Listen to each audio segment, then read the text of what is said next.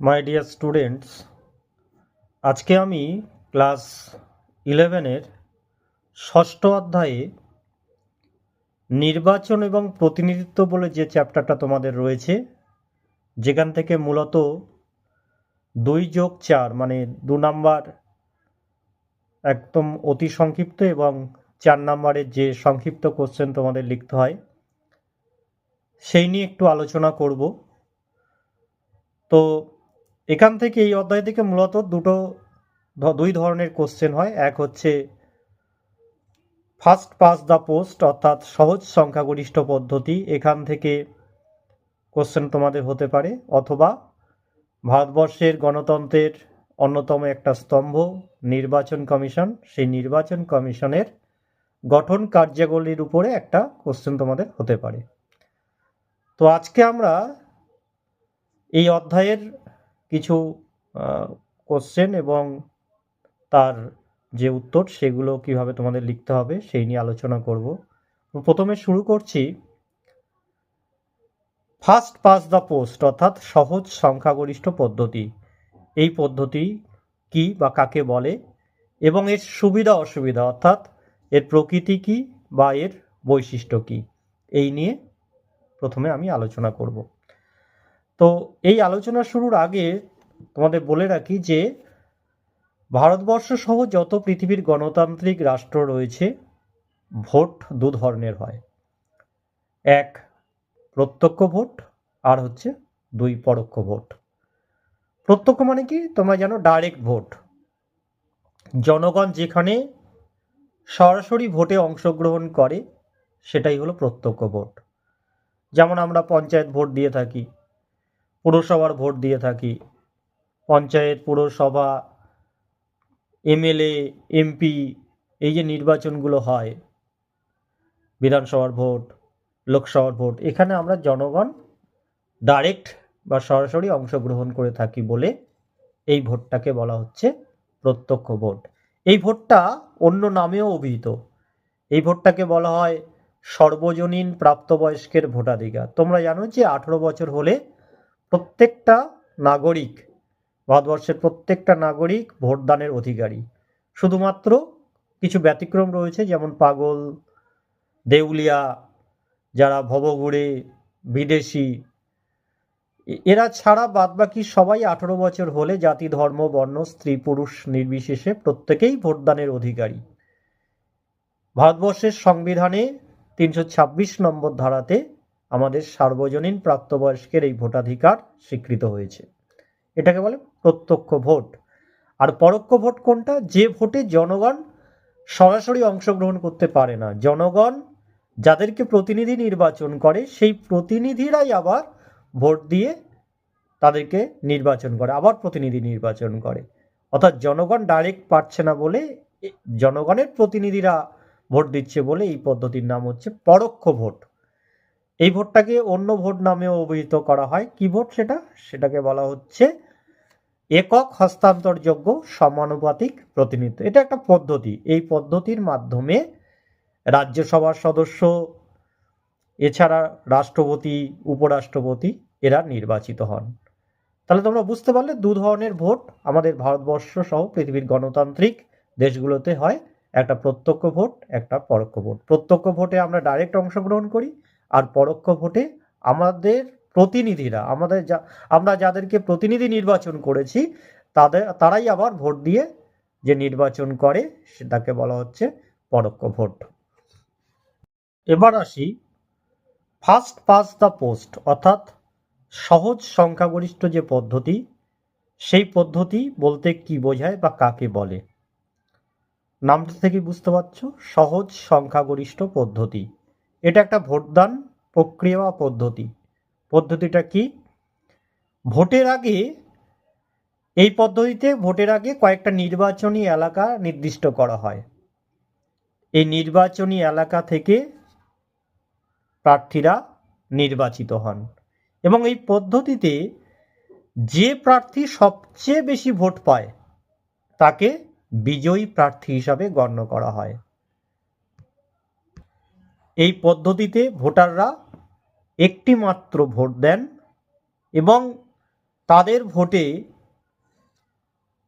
সবচেয়ে যিনি বেশি সংখ্যক ভোট পায়, সে যে রাজনৈতিক দল হোক বা যে প্রার্থী হোক, তাকে বিজয়ী প্রার্থী হিসাবে চিহ্নিত করা হয়।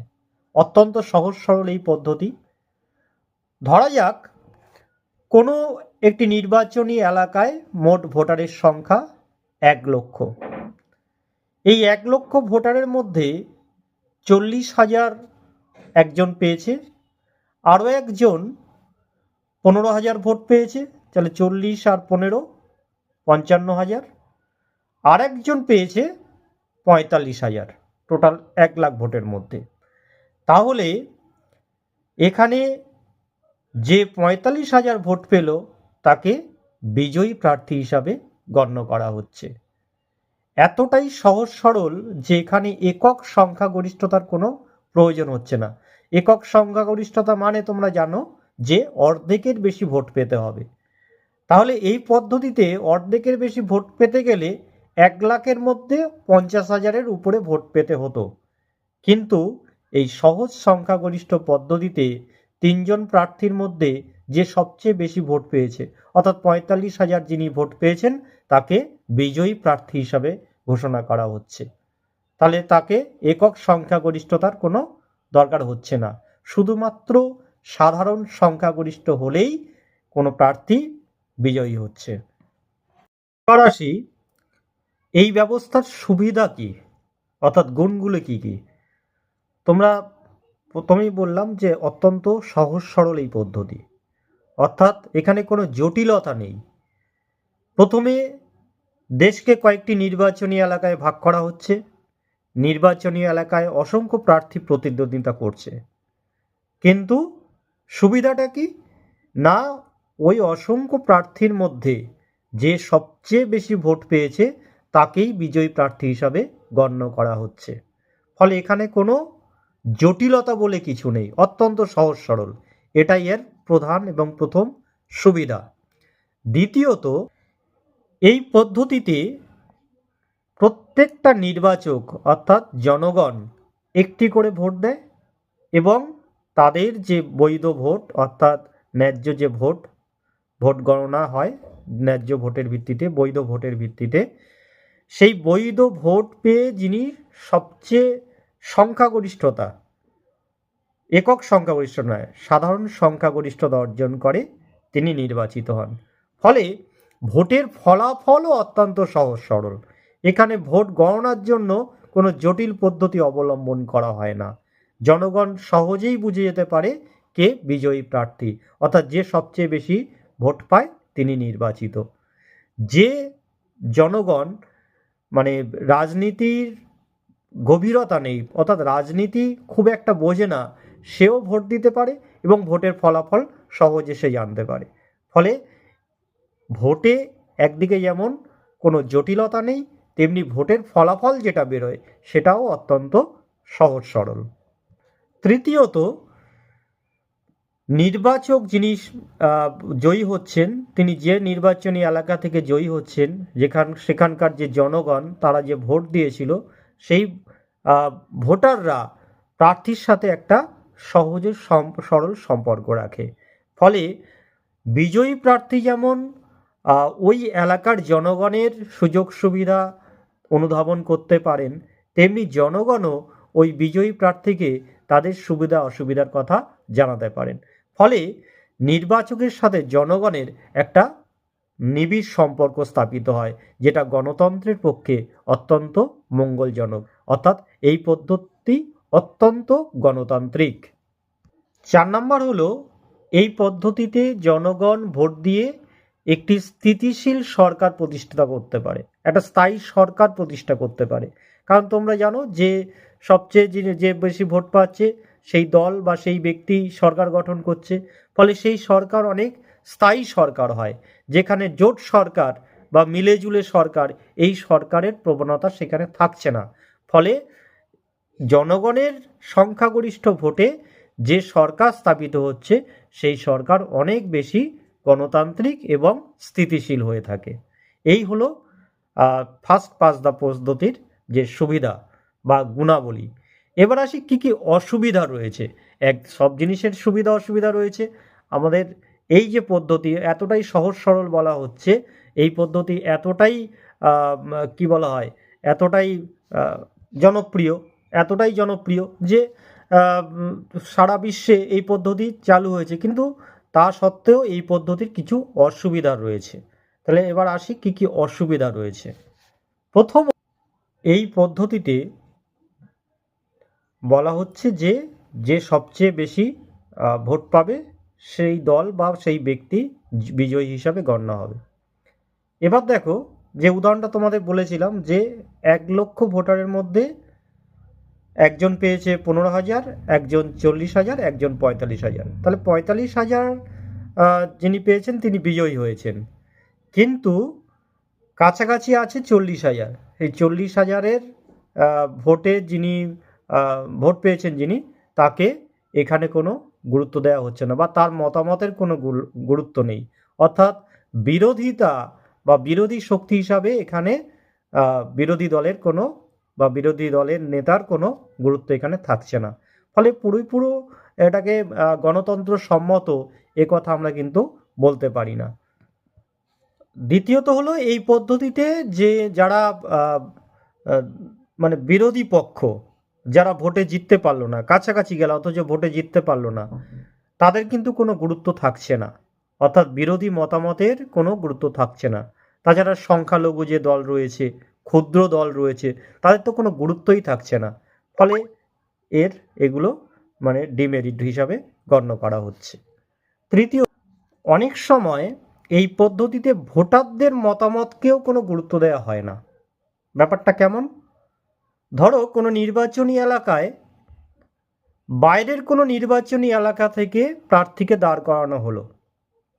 এই ব্যবস্থায় জনগণের মতামতের কোনো মূল্য থাকে না, কারণ বাইরে থেকে যে প্রার্থীকে এখানে দাঁড় করানো হয়, জনগণ না চাইলেও পার্টি তাকে দাঁড় করাবে। এবং পার্টির দাঁড় করানো মানে হচ্ছে যারা পার্টিকে সমর্থন করে, ওই ব্যক্তিকে সমর্থন করে না, তাও ওই পার্টির হয়ে ওই ব্যক্তিকে ভোট দিয়ে থাকে। ফলে কারণ এখানে জনগণের সেকেন্ড চয়েস বলে কিছু থাকে না, পার্টি যেটা ঠিক করে সেটাই হয়ে থাকে। ফলে জনগণের মতামত অপেক্ষা এখানে দলের গুরুত্বটা বেশি। ফলে সেদিক থেকেও কিন্তু এই ব্যবস্থা অগণতান্ত্রিক বা গণতন্ত্র সম্মত নয়। এটাও এই ব্যবস্থার একটা ত্রুটি হিসাবে গণ্য করা হয়ে থাকে। তাহলে বুঝতে পারলে যে ফার্স্ট পাস দ্য পোস্ট এই পদ্ধতির কিছু সুবিধাও আছে, অসুবিধাও রয়েছে। সবশেষে তোমরা মূল্যায়নে লিখবে এই সুবিধা অসুবিধা লেখার পরে যে ফার্স্ট পাস দ্য পোস্ট অর্থাৎ সহজ সংখ্যাগরিষ্ঠ পদ্ধতি, এই পদ্ধতির এই যে ত্রুটিগুলো, এগুলো কিন্তু বর্জন করা যায় আরেকটা পদ্ধতি রয়েছে যেটাকে বলা হচ্ছে সমানুপাতিক প্রতিনিধিত্ব পদ্ধতি। এই পদ্ধতি যদি দুটোর সংমিশ্রণ ঘটানো যায়, দুটোকে একযোগে করা যায়, সহজ সংখ্যাগরিষ্ঠ পদ্ধতি যোগ তোমার আরেকটা যে পদ্ধতির কথা বলা হলো যে সমানুপাতিক প্রতিনিধিত্ব, এই দুটো যদি এক করে দেয়া যায় তাহলে এর ত্রুটিগুলোকে দূর করা সম্ভব হবে। ফলে সহজ সংখ্যাগরিষ্ঠ পদ্ধতি আরও বেশি আকর্ষণীয় হয়ে উঠবে। তাহলে এইভাবে তোমরা নোটসটা কমপ্লিট করবে এবং পরীক্ষায় লিখবে। দ্বিতীয় যে বিষয়টা আমাদের রয়েছে যে ভারতবর্ষের গণতান্ত্রিক ব্যবস্থায় অন্যতম একটি মানে গুরুত্বপূর্ণ বিষয়, সেটা হচ্ছে নির্বাচন কমিশন। ভারতের নির্বাচন কমিশন, এই কমিশন কি করে গঠন করা হয়েছে এবং এর কার্যাবলী কি কি। স্বাধীন গণতান্ত্রিক ভারতবর্ষে গণতান্ত্রিক পরিবেশ বজায় রাখার জন্য নির্বাচনের দায়িত্ব দেওয়া হয়েছে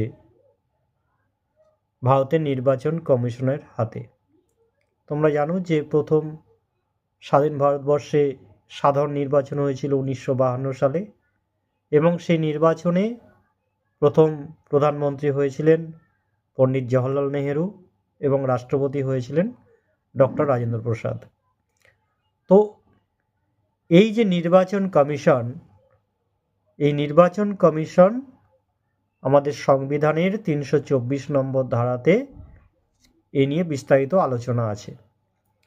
বর্তমানে যে নির্বাচন কমিশন, সেই নির্বাচন কমিশন একজন প্রধান নির্বাচন কমিশনার এবং আরও দুজন অন্যান্য যে কমিশনার, এই তিনজনকে নিয়ে বর্তমানে ভারতের নির্বাচন কমিশন গঠন করা হয়েছে।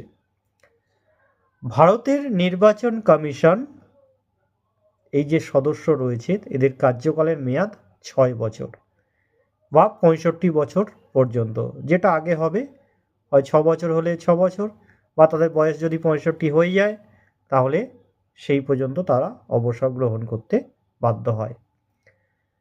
ভারতবর্ষের মতো এত বড় বৃহত্তর গণতান্ত্রিক দেশে নির্বাচন বা নির্বাচন কমিশন, ভারতের যে চিফ ইলেকশন কমিশন রয়েছে, তার কার্যাবলী কিন্তু অনেক ব্যাপক এবং বৃহৎ তাদের কার্যাবলীর পরিধি। তা কী কী কাজ করে থাকে একে একে আমরা আলোচনা করব। তো প্রথম যে কাজটা তোমরা জানো যে 18 বছর হলে ভোটার লিস্টে নাম ওঠে। কারা তোলে? যাদের দায়িত্ব রয়েছে বিএলওর মাধ্যমে সম্ভবত হয়ে থাকে, এবং এই বিএলওদের নিয়োগ করা, ভোটার লিস্টে নাম তোলা, যারা মারা গিয়েছে তাদের নাম বাদ দেয়া, যারা অন্যত্র চলে গেছে, শিফটেড হয়েছে, তা অর্থাৎ সংযোজন এবং বিয়োজন, এই কাজটা প্রথমে নির্বাচন কমিশন করে থাকে। পরীক্ষায় তোমাদের সুবিধা হবে, এইভাবে লিখবে যে প্রথম কাজ হচ্ছে ভোটার তালিকা প্রস্তুত করা, নির্ভুল ভোটার তালিকা প্রস্তুত করা, অর্থাৎ নতুনদের, যারা নতুন ভোটার তাদেরকে তাদের নামের তালিকা প্রস্তুত করা, যারা মৃত বা স্থানান্তরিত বা এই ধরনের ভোটারদের নাম তাদের তালিকা থেকে বাদ দেয়া, এইভাবে নির্ভুল ভোটার তালিকা প্রস্তুত করা, এটা নির্বাচন কমিশনের প্রথম দায়িত্ব। দ্বিতীয়ত, ভোটের নির্ঘণ্ট প্রকাশ করে, অর্থাৎ কবে ভোট হবে, কি ভোট হবে, নির্বাচনী বিজ্ঞপ্তি জারি হয়। নির্বাচনী বিজ্ঞপ্তি জারি হলে অনেক কিছু রেস্ট্রিকশন হয়ে যায়, তো সেই নির্বাচনী যে নিয়মাবলী, সেই নিয়মাবলী জারি করা, ভোটের দিনক্ষণ স্থির করা, কবে ভোট হবে, ক দফায় ভোট হবে, সেগুলো নির্বাচন কমিশন ঠিক করে থাকে, এবং সেই অনুযায়ী কর্মচারী নিয়োগ করা, এটাও নির্বাচন কমিশনের গুরুত্বপূর্ণ কাজ। নির্দিষ্ট দিনে ভোট নেওয়া, ভোট যাতে মানে গণতান্ত্রিক পদ্ধতিতে হয়, অর্থাৎ ভোটে যাতে কারচুপি, গণ্ডগোল এগুলো যাতে না হয়, এগুলো দেখার দায়িত্ব নির্বাচন কমিশনের। নির্দিষ্ট দিনে ভোট নেওয়া, কোনো কারণে ভোট ঠিকমতো না নেওয়া গেলে, অর্থাৎ ভোটে যদি অশান্তি হয়, ছাপ্পা ভোট হয় বা রিগিং, এই সমস্ত বিষয়ে ধরা পড়ে, তাহলে নির্বাচন কমিশন সেই ভোট বাতিল বলে ঘোষণা করে, আবার নতুন করে রি-ইলেকশন ধার্য করতে পারে। অর্থাৎ ভোট শান্তিপূর্ণভাবে নেওয়ার দায়িত্ব হচ্ছে নির্বাচন কমিশনের। তৃতীয়ত হচ্ছে ভোট গ্রহণের পর মানে ভোটের রেজাল্ট ঘোষণা, অর্থাৎ ভোটের ফলাফল ঘোষণা করে, কাউন্টিং করে, কাউন্টিং করার পর যে প্রার্থী সবচেয়ে বেশি ভোট পায়, যে দল সবচেয়ে বেশি ভোট পায়, সেই দল বা প্রার্থীকে বিজয়ী প্রার্থী হিসাবে ঘোষণা করা, তার সার্টিফিকেট প্রদান করা, এই সমস্ত নির্বাচন কমিশনের অন্যতম কাজ। এছাড়া রয়েছে ভোটারদের পরিচয়পত্র প্রদান, অর্থাৎ যারা ভোট দেবে তাদের যে এপিক কার্ড, সচিত্র যে পরিচয়পত্র, সেই পরিচয়পত্র প্রদান করার দায়িত্ব নির্বাচন কমিশনের। এছাড়া রয়েছে ভোটের দিন ধার্য করার পর যারা ভোটে দাঁড়াতে চায়, অর্থাৎ প্রার্থীদের তাদের নমিনেশন, অর্থাৎ মনোনয়নপত্র জমা নেওয়া, অর্থাৎ সেই মনোনয়নপত্রগুলো খুঁটিয়ে দেখা, মনোনয়নপত্রে কোনো ভুল আছে কি না, এসটি, এসসি, ওবিসি যে তাদের সার্টিফিকেট দিয়েছে কি না, তাদের নামে পুলিশ রেকর্ড আছে কি না। তোমরা জানো যে 6 মাসের বেশি কারাদণ্ড ভোগ করলে তারা কেউ ভোটে দাঁড়াতে পারে না, সেগুলো আছে কি না সেগুলো খতিয়ে দেখার দায়িত্ব নির্বাচন কমিশনের। এরপর ওই প্রার্থীদেরকে দলীয় প্রতীক প্রদান করা, অর্থাৎ তোমরা জানো যে বেশ কিছু প্রার্থী আছে যারা কোনো রাজনীতির না দাঁড়িয়ে নিজেরাই দাঁড়ায়, যেমন তাদেরকে নির্দল বলা হয়, সেই নির্দলদের যে প্রতীক, সেই প্রতীক চিহ্ন দান করার দায়িত্ব হচ্ছে নির্বাচন কমিশনের। এছাড়া পার্টির থেকে যারা দাঁড়ায় তাদের তো চিহ্ন রয়েছে, এইভাবে প্রতীক দান করার দায়িত্ব নির্বাচন কমিশনের। এইভাবে তোমরা মানে যেহেতু এখান থেকে 4 নাম্বার সবচেয়ে বড় কোশ্চেন 4 নাম্বার আসবে, অন্তত 5খানা মুখস্থ রাখবে যে 5টা তাদের কার্যাবলী, অর্থাৎ নির্বাচন কমিশনের গঠন কিভাবে হয়েছে এবং তার কাজগুলো। তাহলে আরেকবার সংক্ষেপে কীভাবে গঠন এবং কার্যাবলী আলোচনা করছি। প্রথম হচ্ছে বর্তমান যে নির্বাচন কমিশন, তোমরা লিখবে যে একজন প্রধান নির্বাচন কমিশনার এবং 2জন অন্যান্য কমিশনারকে নিয়ে গঠিত হয়েছে, জাস্ট এটুকু। এছাড়া কার্যাবলীর মধ্যে তোমরা পয়েন্ট করে করে লিখবে যে ভোটার তালিকা প্রস্তুত করা, তারপরে ভোটের ফলাফল ঘোষণা করা, তারপরে নির্বাচনী যে আচরণবিধি সেগুলো লাগু করা, এছাড়া যারা প্রার্থী হিসাবে মানে প্রতিদ্বন্দ্বিতা করবে তাদেরকে প্রতীক প্রদান করা, অর্থাৎ চিহ্ন প্রদান করা, ভোটের দিন ধার্য করা, ভোটের ফলাফলের দিন ধার্য করা, যদি কোনো কারণে ভোটে কারচুপি হয়, বেআইনিভাবে ভোটদান প্রক্রিয়া চলেছে, এই রিপোর্ট যদি আসে তাহলে ভোটপত্র বাতিল করা এবং নতুন করে ভোটের দিন ধার্য করা, উপনির্বাচন ঘোষণা করা, রাষ্ট্রপতি উপরাষ্ট্রপতি থেকে শুরু করে প্রধানমন্ত্রী মানে এমএলএ ভোট, এমপি ভোট, সমস্ত প্রকার ভোট গ্রহণের ব্যবস্থা করে থাকে ভারতের নির্বাচন কমিশন। এইভাবে তোমরা তোমাদের অ্যান্সারটা সাজিয়ে নেবে। সকলকে ধন্যবাদ।